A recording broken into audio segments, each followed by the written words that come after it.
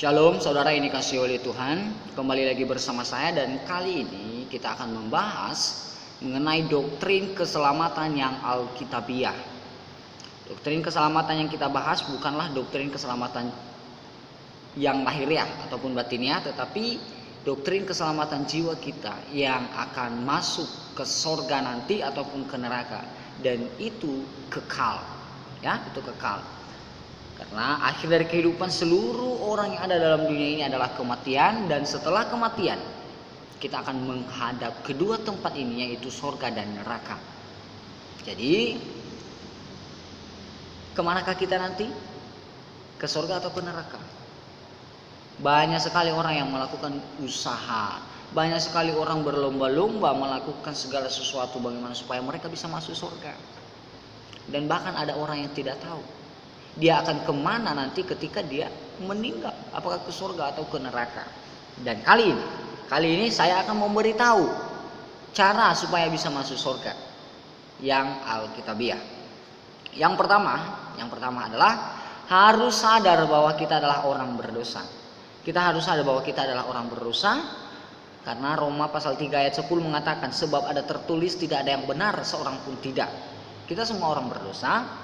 Dan Roma 5 ayat 12, kita telah mewarisi dosa dari Adam itu sendiri. Ya, kita telah mewarisi dosa dari Adam. Dikatakan di dalam Roma itu sendiri,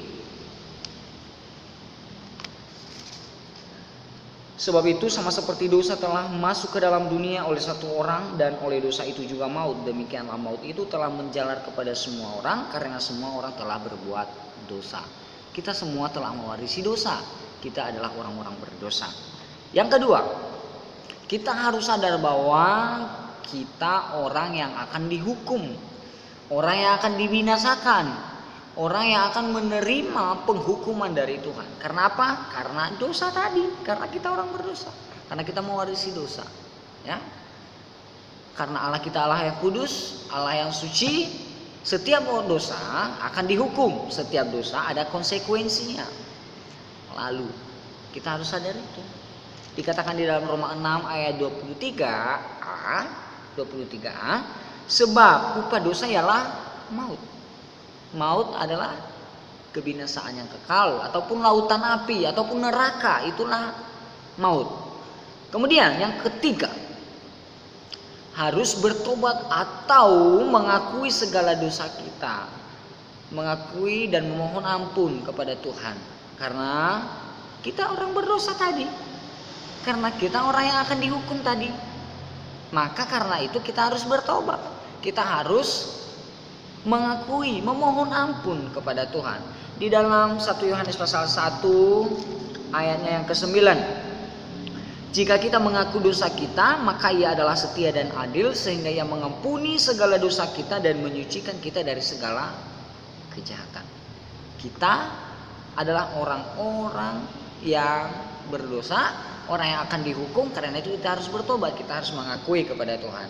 Ketika kita mengakui, maka itu kita diampuni di dalam 1 Yohanes 1 ayat 9 tadi. Lalu yang keempat, kita harus menerima dan percaya kepada Yesus Kristus sebagai Tuhan dan Juru Selamat pribadi kita. Ya, Roma pasal 10 ayatnya yang ke-9 sampai ayatnya yang ke-10 mengatakan kepada kita, sebab jika kamu mengaku dengan mulutmu bahwa Yesus adalah Tuhan dan percaya dalam hatimu bahwa Allah telah membangkitkan Dia dari antara orang mati, maka kamu akan diselamatkan. Karena dengan hati orang percaya dan dibenarkan, dan dengan mulut orang mengaku dan diselamatkan. Dan dengan mulut orang mengaku dan diselamatkan. Kita percaya dan mengaku bahwa Yesus adalah Tuhan. Tidak cukup mengaku dalam mulut, tetapi sungguh-sungguh dari dalam hati, tetapi sungguh-sungguh dari lubuk hati yang paling dalam. Kita beriman, kita percaya dan menerima Dia sebagai Tuhan dan Juru Selamat pribadi kita. Hanya 4 poin loh, hanya 4 poin. Sesimpel itu? Ya. Kenapa harus menerima Yesus? Kenapa harus percaya kepada Yesus? Kenapa harus melalui Yesus Kristus? Tadi saya sudah sampaikan dari awal bahwa setiap upah dosa harus dihukum, setiap dosa harus dibinasakan. harus menerima konsekuensinya. Dan Yesus itu sendiri telah menerima konsekuensi itu. Yesus Kristus sendiri telah mengambil rupa kita sebagai orang-orang yang berdosa. Dia telah mati, dikubur dan bangkit kembali. Ya, Yesus mengambil rupa kita. Yesus mengambil posisi kita sebagai orang-orang berdosa. Sehingga ketika kita percaya, kita diselamatkan, kita telah ikut dihukum, kita telah ikut disalibkan, kita telah ikut mati bersama-sama dengan Kristus melalui iman kita, melalui pengakuan kita, melalui keyakinan kita kepada Yesus Kristus itu sendiri. Di dalam Yohanes pasal 14 ayat 6 mengatakan kepada kita bahwa Akulah jalan dan kebenaran dan hidup. Tidak ada seorang pun yang datang kepada Bapa kalau tidak melalui aku. Tidak ada yang datang kepada Bapa kalau tidak melalui aku. Yesus Kristus sendiri. Di dalam Kisah Para Rasul pasal 4 ayatnya yang ke-12 mengatakan kepada kita adalah, dan keselamatan tidak ada di dalam siapapun juga selain di dalam Dia, sebab di bawah kolong langit ini tidak ada nama lain yang diberikan kepada manusia yang olehnya kita dapat diselamatkan. Tidak ada jalan lain yang bisa menyelamatkan kita di dalam dunia ini. Di bawah kolong langit ini tidak ada. Hanya kepada Dia, hanya kepada Yesus Kristus. Ya, jelas di dalam ayat 12, dan keselamatan tidak ada di dalam siapapun itu, siapapun itu. Keselamatan bukan di dalam bukan di tangan pendetamu, bukan di sepotong surat, bukan kepada pastor atau apa, bukan. Tapi hanya di tangan Yesus, hanya iman kepada Yesus Kristus, ya. Di dalam siapapun juga selain di dalam Dia, sebab di bawah kolong langit ini tidak ada nama lain yang diberikan kepada manusia yang olehnya kita dapat diselamatkan. Lalu, kenapa hanya melalui Yesus lagi? Karena Yesus itu sendiri adalah Allah, Tuhan. Di dalam Yohanes pasal 1 ayat yang pertama dan 14 mengatakan kepada kita, pada mulanya adalah firman. Firman itu bersama-sama dengan Allah dan firman itu adalah Allah. Ayat 14. Firman itu telah menjadi manusia dan diam di antara kita, dan kita telah melihat kemuliaannya, yaitu kemuliaan yang diberikan kepadanya sebagai anak tunggal Bapa, penuh kasih karunia dan kebenaran. Yesus adalah Allah.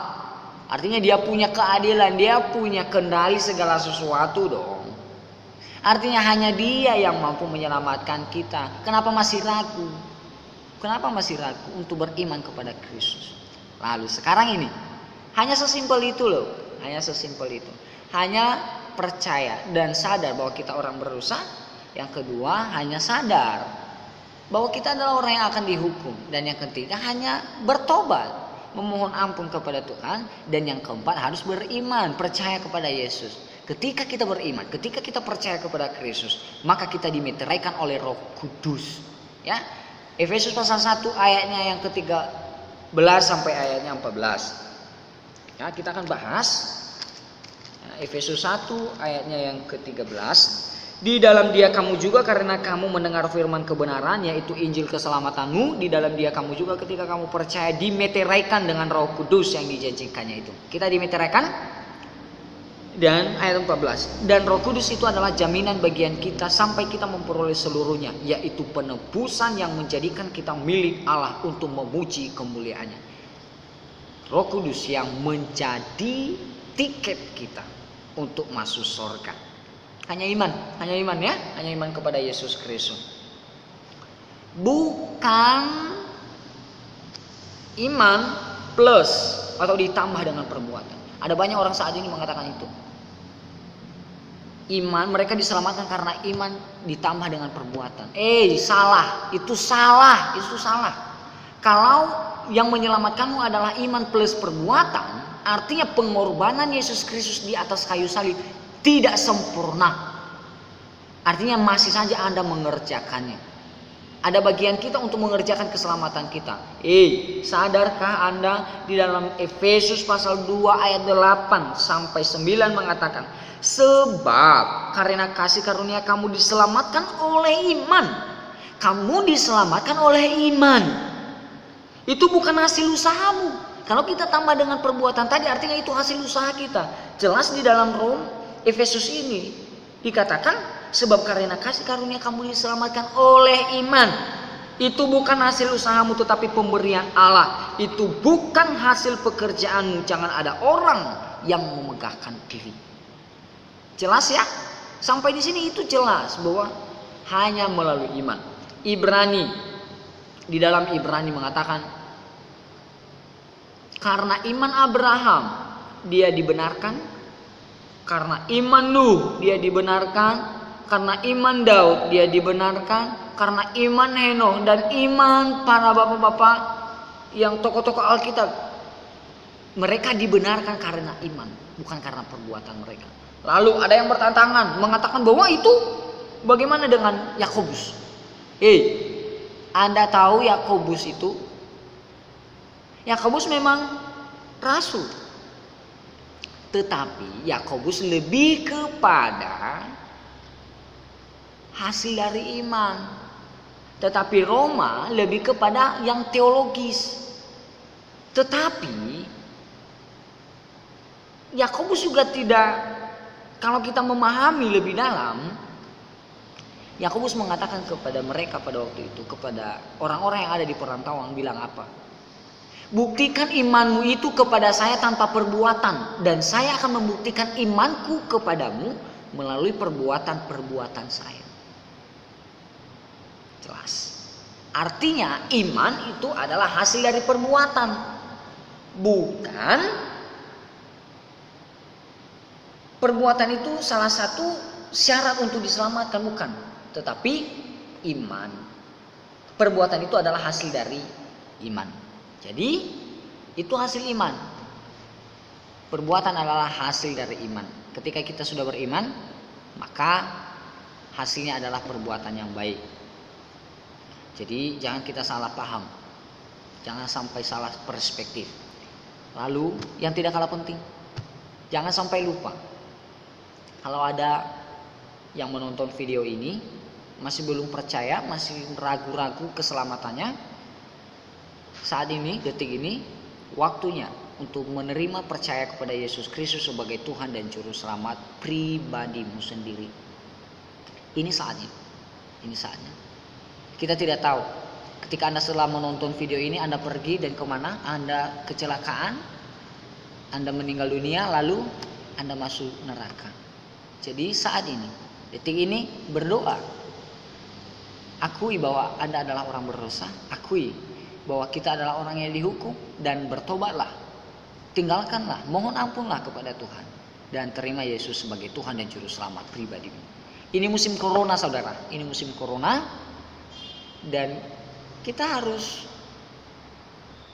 sadar bahwa ketika kita terinfeksi tidak ada ampun, kita akan meninggal. Jadi saatnya kita diselamatkan satu kali untuk selama-lamanya. Satu kali untuk selama-lamanya. Kita pasti masuk surga. Pasti. Kita pasti masuk surga. Jangan ragu, jangan ragu. Jika ada yang masih ragu tentang keselamatannya, silakan hubungi saya. Silakan hubungi. Jangan ragu untuk bertanya. Dan semampu saya akan saya sampaikan. Akan saya beritahu kepada saudara dan saudari semua. Jadi keselamatan kita hanya di dalam Yesus Kristus, karena iman kepada Yesus Kristus, bukan karena plus perbuatan. Kemudian kita diselamatkan satu kali untuk selama-lamanya, dan kita pasti masuk surga. Pasti itu pasti. Tidak mudah-mudahan, itu pasti masuk surga. Amin. Maranatha. Semoga kita ketemu di Firdaus nanti. Amin.